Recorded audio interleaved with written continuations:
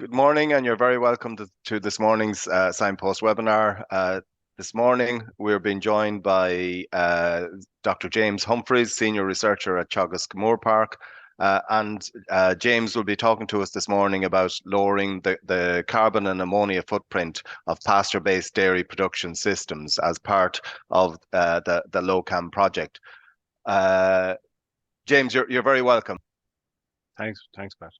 Also joined by Eoghan O'Brien. Eoghan is ASSAP Advisor in the Carlow, Wexford Wicklow region to help us with the questions. Eoghan, you're very welcome. James, do you want to try and share your presentation if you're ready there? Okay, so I suppose I'll go straight into it, Pat, will I? Okay, yeah, you may as well. Okay, so the subject of the presentation today is this project. It's a Department of Agriculture funded project that we have, and it's looking at lowering the carbon and ammonia footprint of pasture-based dairy production. Now, Owen Cashin made a presentation on this last week, and I guess we all know the background to the issues, and it's a large proportion of our greenhouse gases nationally come from agriculture, 38%. And there's a target as part of the Climate Action Plan to lower emissions by 25% by 2030, and that's the background to this project. So if we ask ourselves the question, where do emissions come from? You can see a large proportion of the emissions from an intensive dairy farm come from the dairy herd, from ruminant digestion. We have more emissions also are associated with the management of slurry and manure, through the storage and application of and we get both nitrous oxide and emission and methane emissions. And then we also get emissions from the application of fertilizer in the form of nitrous oxide. And then that's a major focus of the work that we've been doing. And the final 10% then it's emissions from the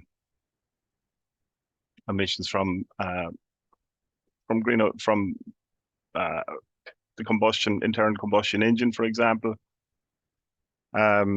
If we talk about the electricity used to run the milking machine, to manufacture fertilizer is very, very energy intensive, and that's the 10% coming from that source. So with that in mind, we set up this experiment here, which we've been running now for a long number of years, and looking at how we can reduce emissions relative to a control. And Owen gave a very detailed presentation on this last week, so I'm just going to summarize it here in terms of 3 different herds. The control system here getting a high nitrogen fertilizer input. There's no clover in those swards, or very little. We get very little nitrogen fixation. And as a consequence of that, we get fairly high emissions.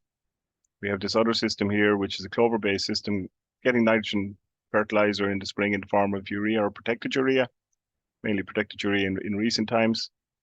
Higher clover content in those swards, we're getting a fair amount of nitrogen fixation. And as Owen showed last week, there's lower emissions associated with that. There's no emissions associated with it. So the emissions here are coming from the fertilizer and from slurry. And that was working well for us. So we were looking into the possibility, was there any other areas where we could push down the emissions? And we decided to try a zero nitrogen approach. And we've been running this system now for 5 years. That's where there's very little or no fertilizer going in, much higher reliance on clover and nitrogen fixation. And because of that, our emissions are lower. And we look at our greenhouse gas emissions, we're talking 20 to 30% lower emissions and 40% lower ammonia emissions. And I suppose the key question then is, how does that impact on profitability? And as Owen showed last week, we were seeing no difference in the profitability of these 3 systems, or slightly improved profitability. It all depends on the price of nitrogen fertilizer. At least there's no difference. At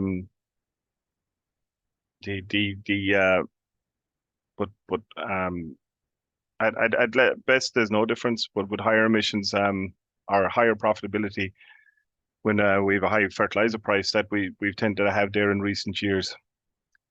So if we look at the productivity of these systems, I suppose the bottom line here is the important thing. This is over each of 5 years for these systems. Very little difference in harvest production. And that's what underpins the productivity and the profitability. And of course, Owen dealt with that last week. So what we're talking about this week is putting this research into context. What's the possibility for adoption on farms? And the question I often get is why are we looking at zero nitrogen fertilizer input? And of course, this became very topical in recent years with the huge spike in nitrogen fertilizer prices. We can see the trends here over the last 10 years or so. Fertilizer prices were rising during 2021, prior to the war in Ukraine, and then when the war kicked off, of course, we saw a massive spike.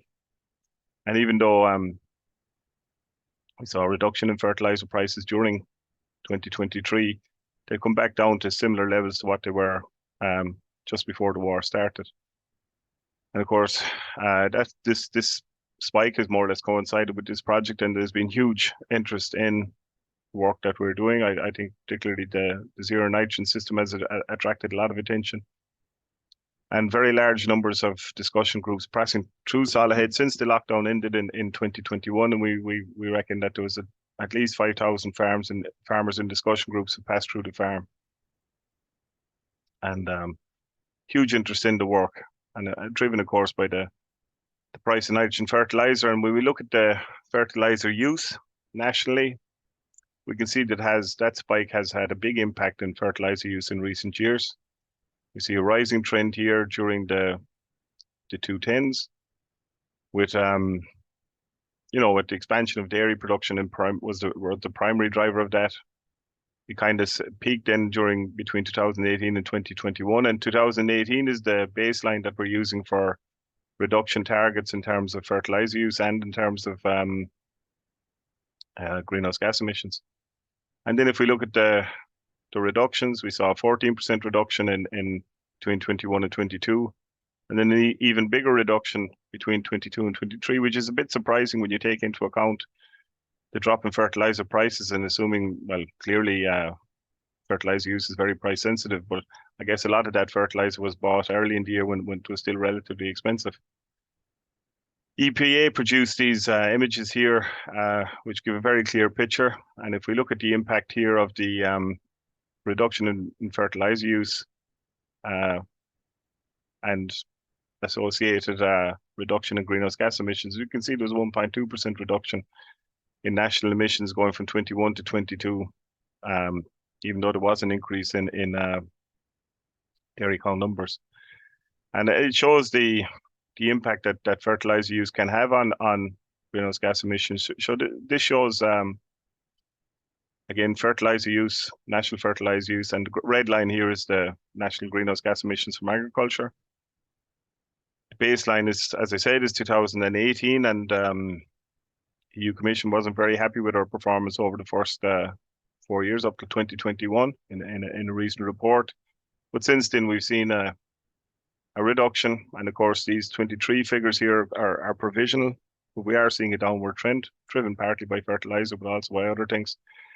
And you might say that these emissions reductions are relatively modest, but they are reductions, and I guess we have to start somewhere. And there is a close enough relationship there between fertilizer use and national greenhouse gas emissions. This shows the contribution of fertilizer nitrogen to emissions. The blue part of the bars here is the contribution of fertilizer nitrogen, and you can see between 2018 and 21 it accounts for around 10%, and as fertilizer use has come down, that's accounting for a smaller proportion, a smaller percentage, going down to 10% there last year, or 7% last year. And I guess the question then is, even if we cut out nitrogen fertilizer altogether, that will still only get us down around 10%. So for every 10% reduction in fertilizer use nationally, we'll see a 1% reduction in greenhouse gas emissions. And we've seen that over the last 2 years, where emissions have gone down by 30%. Where does that put us then in terms of the reduction target, which is the red line here? We still see that there's a considerable reduction to be achieved. And the question then is, where will these emission reductions come from? Because if we're faced with choices as an industry, you could talk about, say, restricting the size of national dairy herd. You could talk about cutting suckler cow numbers, and these things have been actively debated. cutting fertilizer nitrogen seems to me to be the low-hanging fruit, particularly if we can replicate the type of production that we've seen in Solohead. So in terms of, say, having a look at that question, the hypothetical question, if we were to implement or work towards zero nitrogen fertilizer use on grassland farms in Ireland, like we've seen in Solohead, that we can maintain profitability or get higher profitability, depending very much on the price of fertilizer. It would lower national emissions by 10%, greenhouse gas emissions. It would lower ammonia emissions by 24%. It could achieve the same level of national output and export value. And it would have a positive impact on the balance of payments. And I think it would also be very positive from the point of view of the product image and unique selling proposition. If we were producing products without the use of nitrogen fertilizer, and all of the problems that are associated with it in terms of nitrate leaching and greenhouse gas and ammonia emissions. So if we look at the balance of payments then for 2022, we can see that food exports are up at 18.8 billion, which is increasing massively over the last few years. And I guess that's partly driven by inflation. But that includes all exports, including fishery and forestry products. If we break that down purely on the basis of grassland-based products, milk, beef and sheep products, it's around 10.5 billion, which again is increasing rapidly. And relative to that, then we have the cost of importing fertilizer, which was just over $1 billion last year. And I suppose that emphasizes the huge industry that represents. If we put that relative, say, powders, cheese and butter exports, for example, like we're still talking about a substantial proportion in terms of balance of payments. In terms of the image, then like clover is associated with Ireland. It's a national emblem. It's already well established, and I guess over the current week with Cheltenham and the rugby match on Saturday and St. Patrick's Day and Sunday, will be overloaded with this imagery over the next few days. So if we take, I think there is a marketing prospect there. And then if we look at the situation out on farms and say, well, how could this work? This shows fertilizer use over the last 10 years on dairy farms, according to the National Farm Survey. And I've used the last 10 years because we have seen a reduction in recent times, but it's not as variable as you might think. Peak there coinciding with peak emissions in 2008, or peak fertilizer use nationally in 2018. And it has declined since then. And then if we look at beef farms, we see it's, around less than 60 kilos, generally speaking, per hectare. And again, according to National Farm Survey, these figures here are representative of 16,000 dairy farms, which would be more or less all dairy farms, whereas the beef and sheep farms represent around 60,000 farms. There are other farms that are probably using less fertilizer than this. And if we take the situation last year in 2023, we can see that figures are only coming available at half of dairy farms, and virtually all of beef farms use less than 150 kilos nitrogen per hectare. So if we look at, say, using 150 kilos nitrogen on clover, for example, that really isn't really hitting a wide audience. It's a very narrow audience, and I would say it lacks ambition. Really, we need to focus more on these lower input farmers and working towards lower fertilizer nitrogen use on those farms. So if we try to put numbers on that in terms of fertilizer use, we can see in terms of national land area, around 27% of the area is used by dairy farms, 65% by beef and sheep farms, and 8% by tillage farms. And then if we use the figures from the National Farm Survey, the fertilizer use, we come up with a figure that's very close to what we see on farms, or that we see nationally in terms of national fertilizer use. And it's no surprise that around 57% of fertilizer is used on dairy farms of nitrogen fertilizer. There's still a substantial proportion of national fertilizer use used on beef farms. And you could argue that reducing fertilizer on these beef farms is a much easier step to take than it is on dairy farms. And I suppose the point I'm trying to make that if we are going to use fertilizer nitrogen to cut emissions, it can't just be on dairy farms. It needs to be across the board. And I think there's economic benefits to go along with that. The other thing to consider is look at 2024 is the nitrate regulations. Current stocking rate for this year with the middle band cows along the lines we have in Solohead is 2.39 cows per hectare. We're fairly restricted in nitrogen fertilizer use. And then there's nitrogen fertilizer, or there's the fertilizer register that's going to regulate the use. And we looked at this in Solohead a couple of years ago. We said, well, there's no point in us using fertilizer nitrogen anymore, which is why we've more or less put it out. And we don't intend to use any nitrogen fertilizer this year because carrying this kind of stocking rate is no challenge with the type of clover swards that we have at the moment. And then there's the question about the future of the derogation. And when I'm talking to people that know about these things, the impression I get, or the message coming back, is that the derogation is really under a question, and I think that's a pity, because if we take, as I said, we can easily carry a stocking rate of 2.39 cows per hectare with no nitrogen fertilizer. If we have to cut the stocking rates further than that, say if we had to go less than 2 cows per hectare, the question is, what would we do with the additional grass? Because you have two options. If you were forced to cut stocking rates any further, you either put cow numbers on the farm, or you increase the farm area by taking on more land.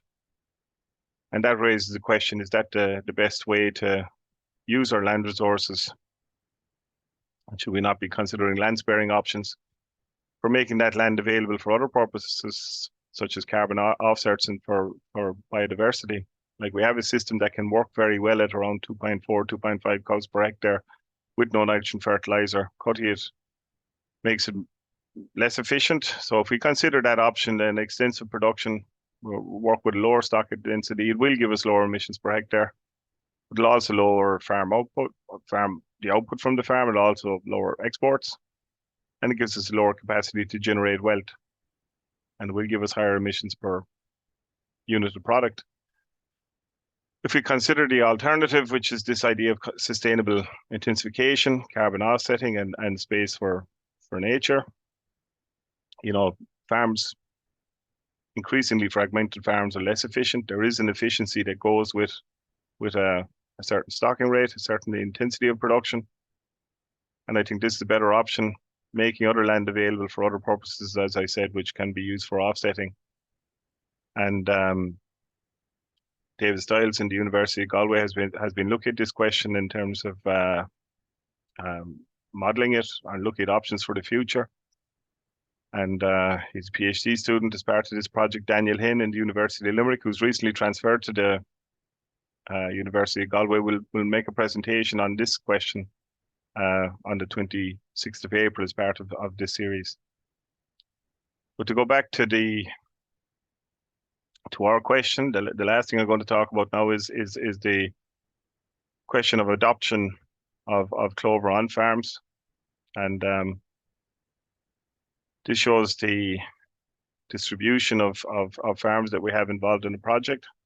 And I suppose this partly came from a presentation I made on this series, I think it was 3 years ago. I think to Sinead Devaney asked the question, clover system works fine down in Solohead. How would it work up in the west of Ireland? So we'd been setting up a group down in the south. Well, William Burchell was setting it up down around the south of the country, below the line here that I'm showing with the mouse. And at around that time, we got in touch, or John McCabe got in touch with us, that he was setting up a group in conjunction with Arriva up in the northwest. So we have this, and that's something that we were hoping to achieve, to get a wide geographical distribution of farms. And this shows the distribution. We've a good number of farmers up in the west, and even up in Donegal. The third person involved in is Emma Buckley, who's pulling together the data, and she's going to write up her PhD thesis using some of this data. And really, it's looking at the average milk production on these farms, carbon and ammonia footprints, which is work in progress, and also looking at how transitioning to clover-based system will affect their economic performance.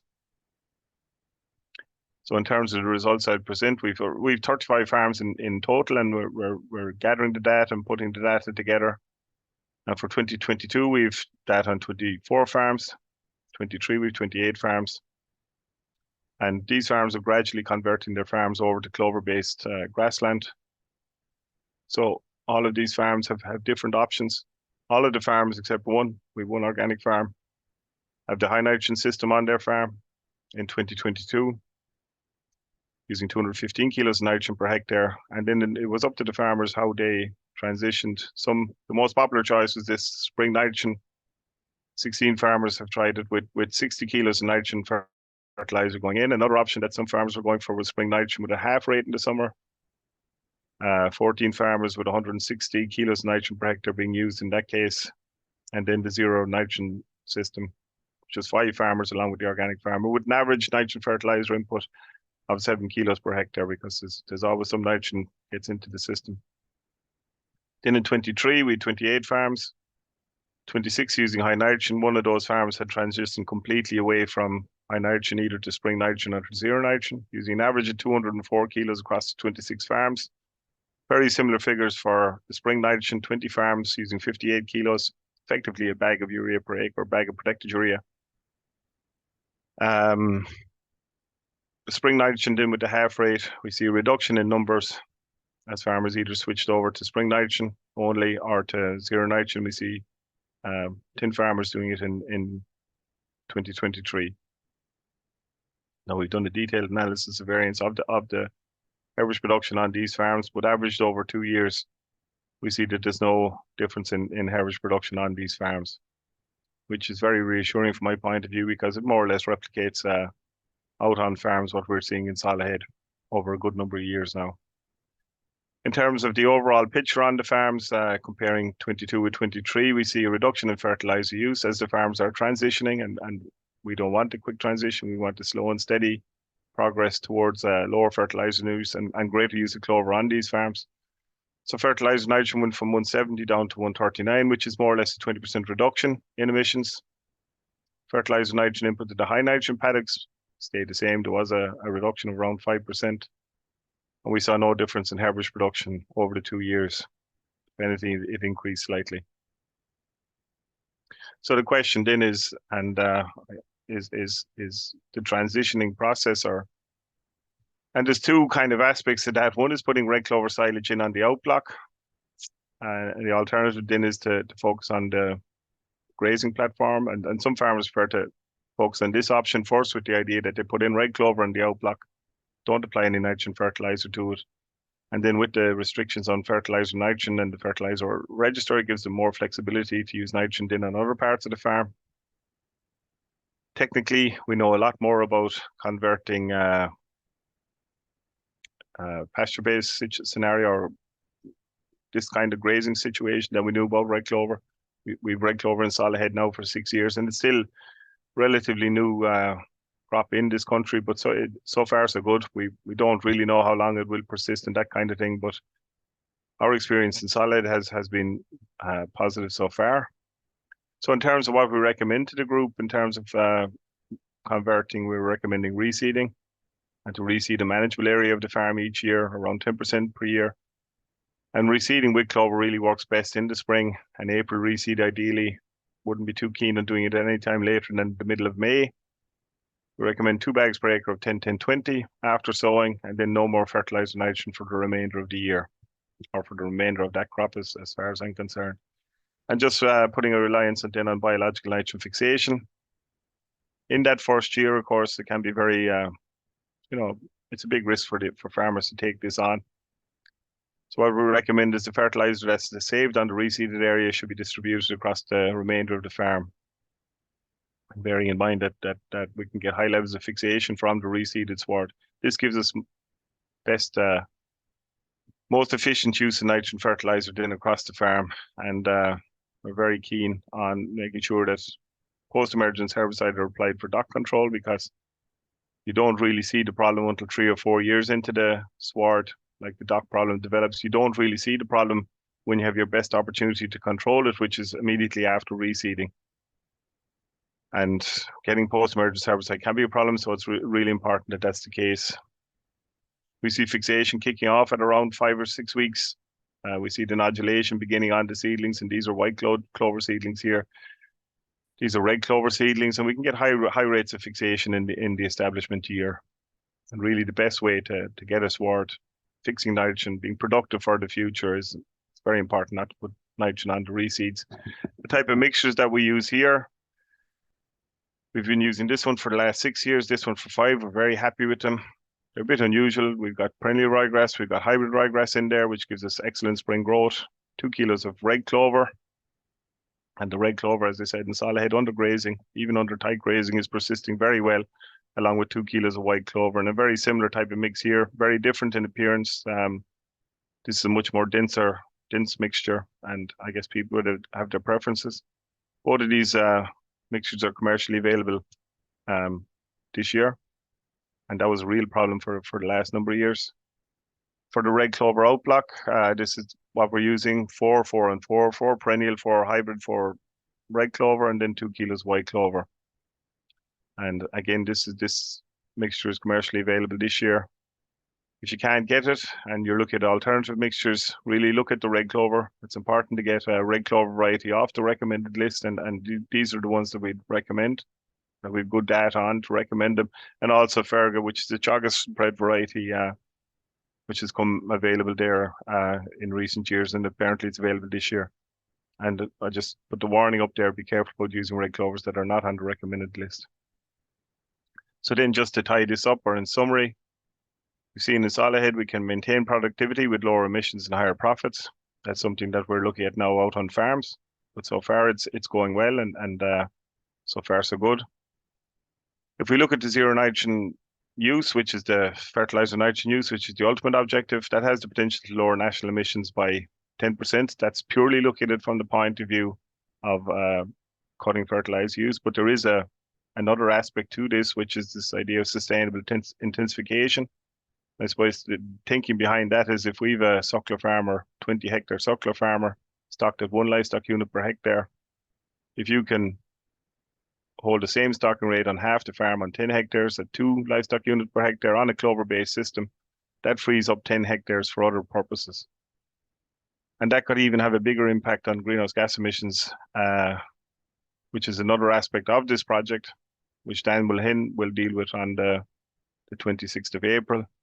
And the last thing then is just to acknowledge the funding from DAFM, and this project wouldn't have taken place without this funding. And I'd also like to acknowledge and to thank the farmers involved in the project, because we make fairly big demands on them in terms of data collection, and it's a big commitment on their part, and we're very grateful for that. So that's it, Pat. Okay, if you just want to, I'll stop sharing. Stop sharing, and if people realize that the challenges we had with getting that shared. So listen, that's great. I suppose one of the things I've talked to a number of farmers after they visited Solohead and seen what's going on, and I suppose the word I'd use for the reaction I get to most of them is that they've been inspired by what they've seen there. But in terms of practical difficulties for the farmers who have engaged and farmers who are thinking of moving along this path, what are the real practical difficulties that they have, or is most of it a kind of almost an attitudinal issue? I look, the single biggest concern or obstacle is bloat, and the worry about bloat. And we're very careful with our group to warn against that and to advise how to manage it. And like, we've got a lot of experience of it, and we'd have a good feel for when the risks are there, and we can put a message out on WhatsApp and that kind of thing. In terms of the other aspect, say the conversion process, the reseeding, not putting fertilizer nitrogen on the reseeds, like, that's been a very positive experience. And you've some very intensive farmers in this group, and some fairly demanding farmers that wouldn't leave you off with a whole lot. But when you see them making the transition and it's working for them, like, that's more convincing than anything else that this is something that can work. And this idea, some people might frown at that you put to save nitrogen on other parts of the farm, which means you could be going on with still fairly high rates of nitrogen on other parts of the farm.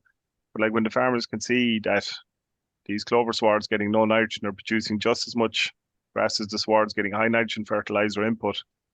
You know, there's a lesson there, and that motivates them then to go to the next step. Most of them anyway, because in any group you've a variety of opinions. Okay, just looking at a few, I suppose, a few of the other issues around it. I suppose one of the concerns with clover is the possibility of nitrate loss. Have you been doing anything just to monitor what's happening with nitrate loss from clover swards? So And is there any concern in that space? So in Solohead we've been measuring nitrate leaching for 20 years, and our levels are very low. So we're not a good place to detect the differences. But like it's clover system that we have, like we don't, it is a high nitrogen system.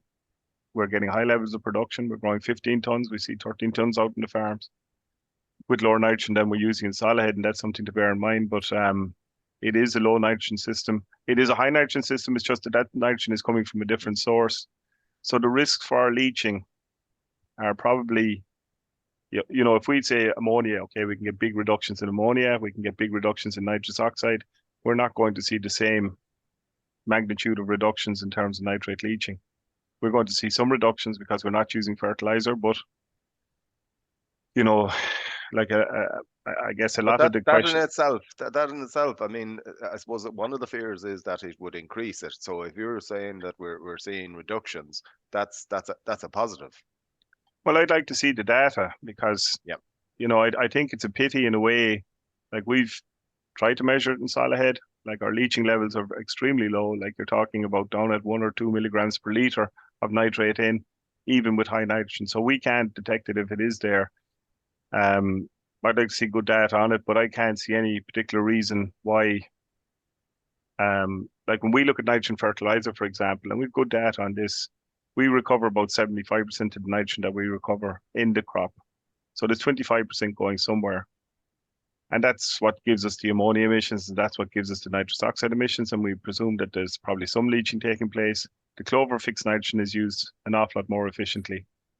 Yeah. So we can assume that there is some saving there in terms of nitrate leaching, but my guess is because most of nitrate leaching actually takes place through the animal. As soon as she deposits urine, that's your main conduit. She's eating high nitrogen grass, whether it is highly fertilized grass clover or highly fertilized grass only or grass clover, you're still going to get the similar magnitude of leaching losses from that source.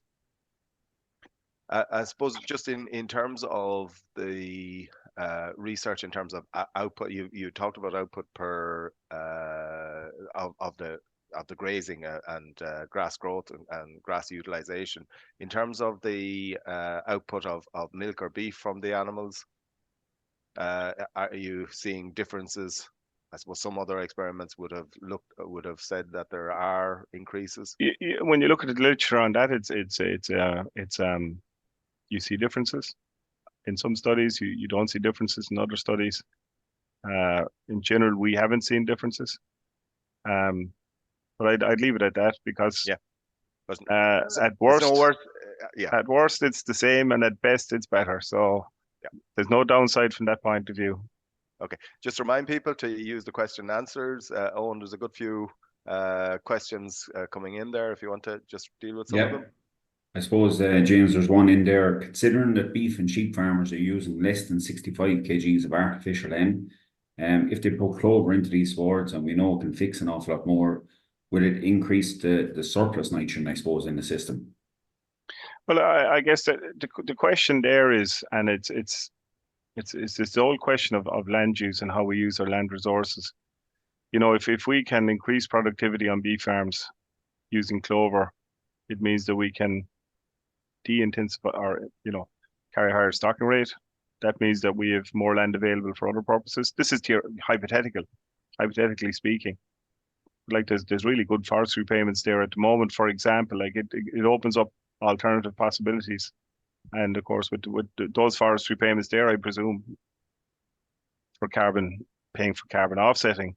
But like if you take, as I was saying, a 20-hectare suckler farm, stocked at 1 livestock unit per hectare.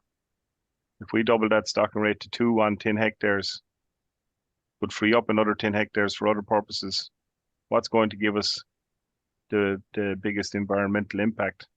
And I think the modelling would show that we're going to have a lower environmental impact across a range of different measures when we intensify rather than stay the same, assuming that the freed up land is used for purposes other than increasing agricultural production, if you get what I mean. Yeah. Now, there's a whole debate around that, and I'm certainly not able to talk about it, what the options could be. If that farmer didn't fundamentally want to change his farming system, could he go with a lower level of clover? Would that fix settlement? And then if you take the system we have in Solohead, that wouldn't really be appropriate for a lot of beef farms, a lot of the lower stock beef farms. But you'd look at different options there. You certainly wouldn't be talking about reseeding at the same rate that we're talking about at Solohead. Oversowing would be a bigger part of the picture. The grazing management really needs to would have the biggest impact on that. And I think particularly low winter covers and these type of aspects. But for me, like the questions people ask, spring grass, that's not an issue. Do you need nitrogen for silage production, which would probably be one of the big inputs on beef farms? Like we're growing all the silage we need without any nitrogen fertilizer. It's just a matter of having enough clover in the swards. I think it's an easy enough transition to make once there's good support there in terms of grazing management and other guidelines. And I don't think they're there at the moment for lower stock beef farms, or beef farms in general, I should say. Yeah, so we might need a little bit of a different approach for those. For sure, yeah. Another question in there, how much P&K fertilizer has been applied to these zero-N farms? I suppose it's a very general question, but... I suppose from our point of view, in Solohead, we want to make sure that there's nothing else limiting us. And that's worked really well. Like we've upped our pH based on some research in Johnston Castle. We were normally trying to work towards a target of 6.2, 6.3. Now we've everything between 6.5 and 7, and we intend to keep it there. We see really good production. And we haven't tested it systematically, but clearly there's a relationship. In terms of fertilizer K, then having it in high index tree, that clearly helps to promote clover. And I think the red clover in particular, like when I was in college, it's a long time ago now, but we were told the red clover doesn't persist. We've red clover in Solohead undergrazing where it shouldn't persist, persisting very well after 6 years. It's a taprooted species. Taprooted species have a higher requirement for K. It seems to fit that this works. And we've also some work Tom McCarthy has done looking at the impact of K on clover contents and that sort of thing. And that there is a relationship between the two. So I think high K helps to promote clover. There can be a cost in increasing soil K levels, but for Solohead, for us to maintain, and again, part of Tom McCarthy's PhD thesis, 20 kilos.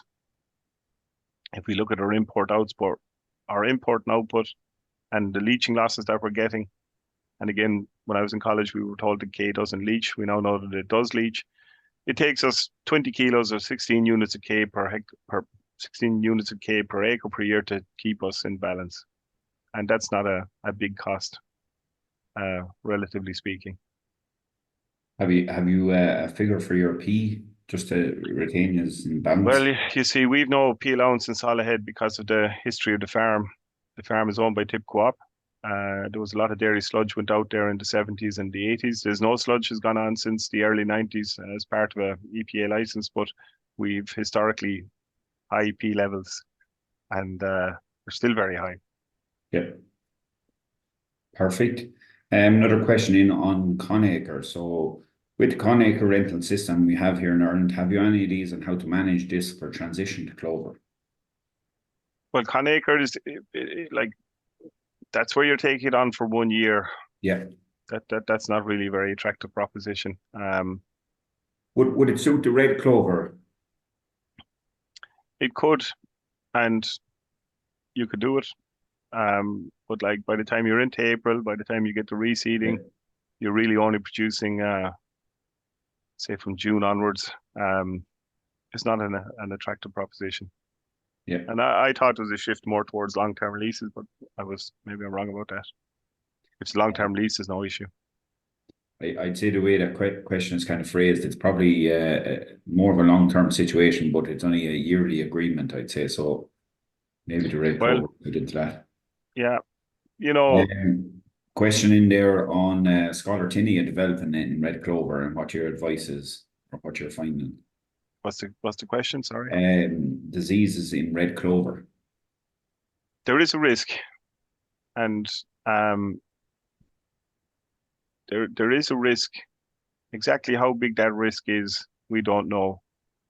And the background to this is, if you look at the situation, like white clover is indigenous to Ireland, red clover is indigenous. We don't have any. We have diseases, but they're not damaging diseases of white clover. The same way as we can have rust in perennial ryegrass, for example, but it's generally not a widespread problem. The stem mealworm is probably the biggest risk with red clover. And that really emerged when it was grown in conjunction with, red clover traditionally was often grown in conjunction with tillage crops like potatoes, for example, which also carries this nematode, and other crops like beans and peas and that kind of thing. And there is a risk with that in those circumstances. And I think what really alerted me to it was in Denmark. So clover was very popular, red clover in particular in Northern Europe, Belgium, Netherlands, Denmark, UK in the 60s. Then nitrogen fertilizer really took off. The use of nitrogen fertilizer really took off and displaced clover on farms, and there's no doubt about that. During the 70s and the 80s, then the nitrates directive came into play in the early 90s and started in Denmark. And they were restricted in terms of stocking rates. And around 20% of their dairy farms went organic, went back to using clover, white clover, red clover during the mid 90s, we say. And by the mid 2000s, they had serious problems with stem mealworm. Now, that's something that we have to be alert and aware of, but you have to take as well. We've 90% permanent grassland in this country, or in excess of 90%. We've only 14% in Denmark. Their systems are much more based on arable type rotations. So how big a risk is it for Ireland? We don't know, but we need to keep an eye on it. And the recommendation there is to allow a disease break between your red clover crops of around 4 years. But and that should be kind of practiced as a precaution. What do you see fitting into that? So if a farmer is used to his red clover silage, very happy with it, and what does he put that field into for 4 years? The way we're looking at it is, for example, if you had a 25-acre outblock, just take that as your starting. You put in your red clover mix along the lines I showed there with hybrid ryegrass, perennial ryegrass, 4 kilos of red clover, 2 kilos of white clover. Get very heavy crops of silage off that for the first 3, 4, 5 years, as long as it lasts. Over time, the hybrid ryegrass will die out, the red clover will die out, and the evidence for that is clear enough. How quickly it'll die out, it's dying out slower than we would have anticipated. But eventually you'll end up with a white clover perennial ryegrass sward, because as the red clover and the hybrid ryegrass dies out, the perennial and the white clover will fill in, and you can always oversow. If you use it predominantly for silage in the early years, you could switch over to using it more for grazing. Maybe one cut of silage for grazing in the later years.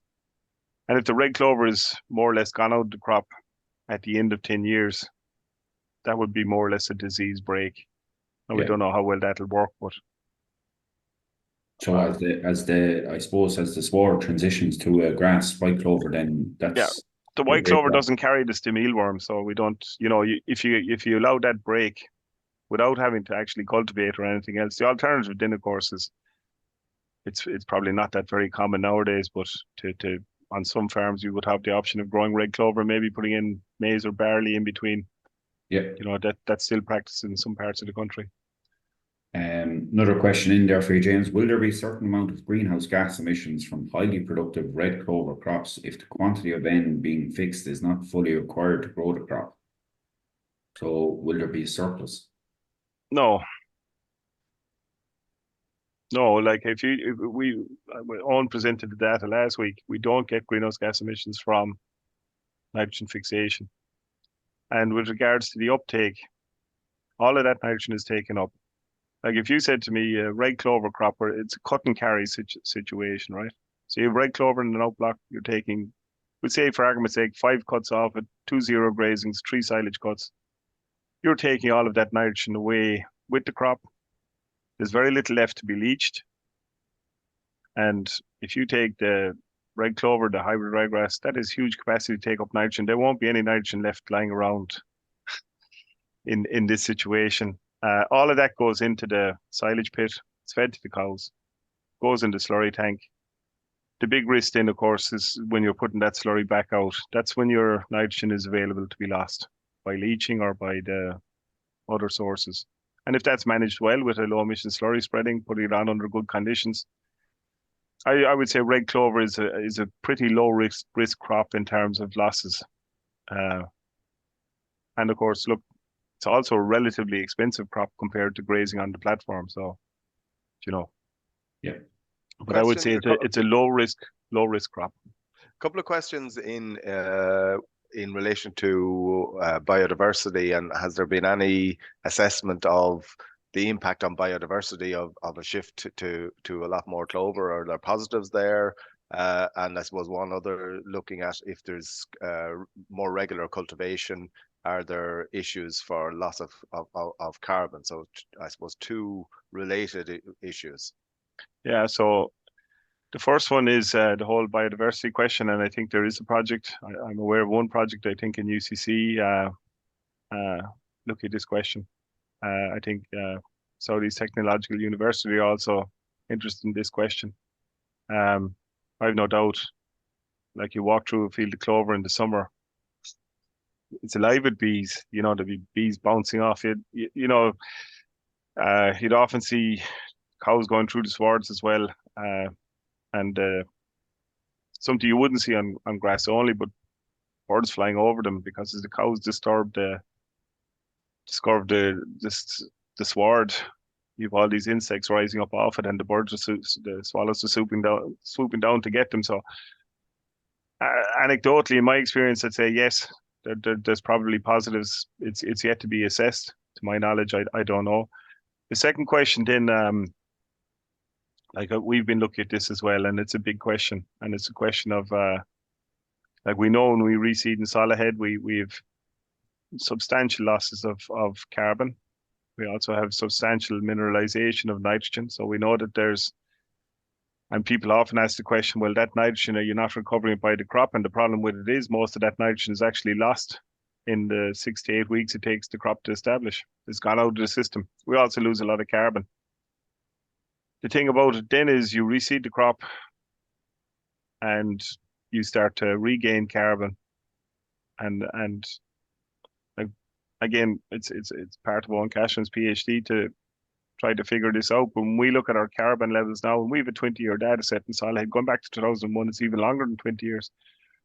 We're not seeing any great evidence of any loss of carbon. Okay, so we lose a lot of carbon during reseeding, a lot of carbon, but we gain that back then over the next 10 years or so.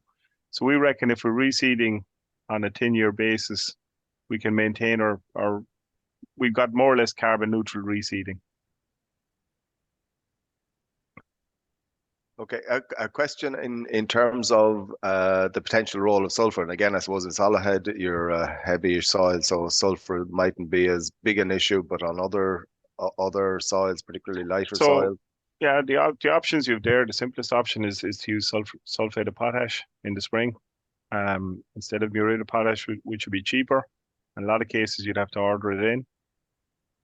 The other option then, if you have a P allowance, is to use single superphosphate rather than the more common triple superphosphate, which is 16% P. That one doesn't contain sulfur. The single one does, which is the 8% P. And the reason for that is it's in the manufacturing process. It uses sulfuric acid on bones. So if you can get single superphosphate, that's an option. Simplest option, relatively expensive option, I suppose, is to use sulfate of potash. And what level of preparation in terms of working on soil fertility? Have the farms that are taking part in the trial and are working with you, what have they done in terms of making sure that their soil fertility is at an appropriate level? I think that's a good question, Pat, and I think they're fairly typical uh, dairy farmers in terms of, they have a range of soil fertility. Like other than advice, we've encouraged them to increase their lime use.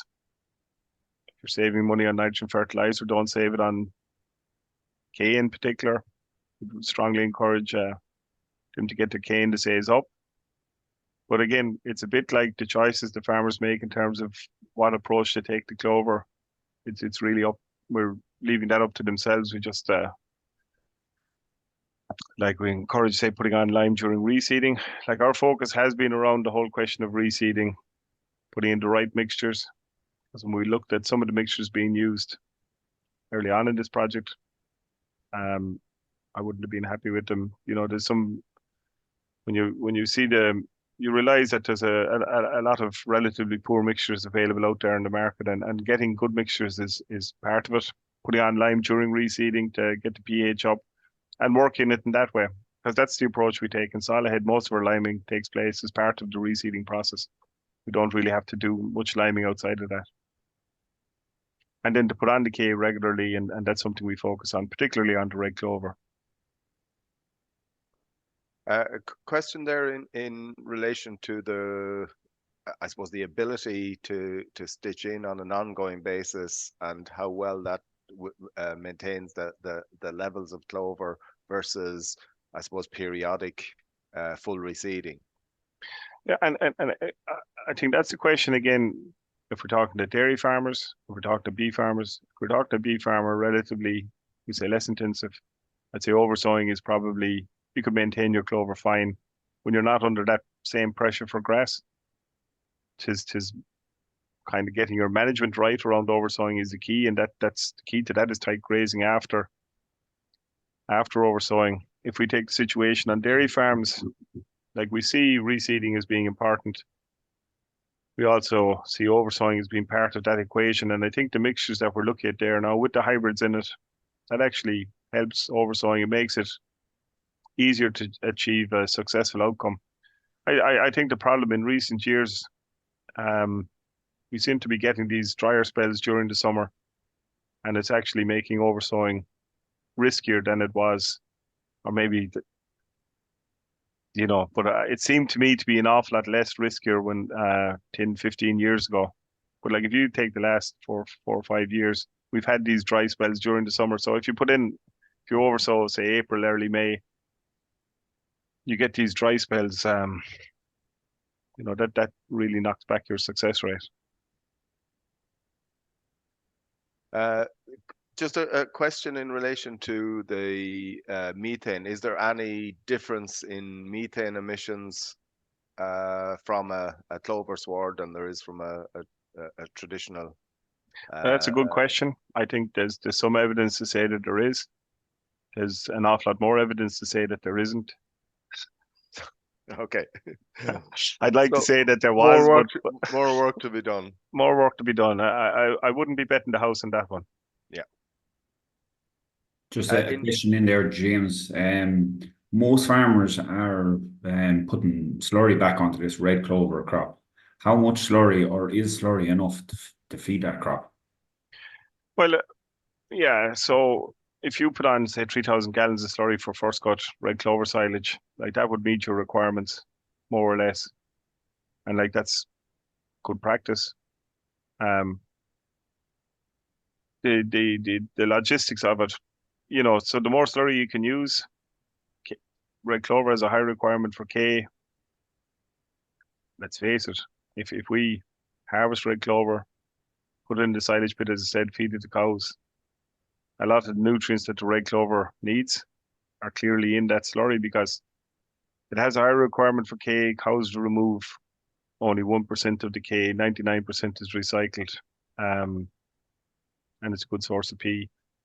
Insofar as possible, it's good practice to recycle slurry onto red clover ground as far as possible. The problem with it is it's often far away from the farmyard. There's often a cost with it. In our experience in Solohead, we wouldn't have enough slurry to fully fertilize the crop, depending on how else we use the slurry. But ideally, you put slurry onto your red clover silage ground as far as possible. You said that there's no real challenge in managing zero nitrogen at a stocking rate of 2.39. Is there any issue with in terms of early grass when before the clover has really kicked in, or is there enough within the system there So to drive the grass? Okay. So for years we've been running this clover system with nitrogen in the spring, and a lot of the literature would say that that's what was required, and it seemed to make sense. We started running the zero nitrogen system. We had no idea how that was going to turn out. We saw it as a risk, and we ran it. We had the other system running in parallel with that.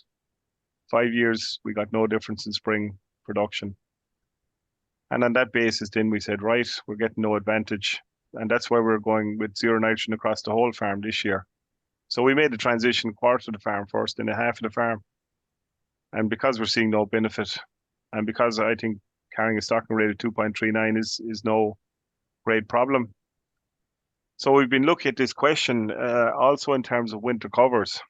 So we've been carrying high winter covers and low winter covers now for the last number of years, because we know that a low winter cover really promotes the clover. In the following year, we get higher rates of fixation.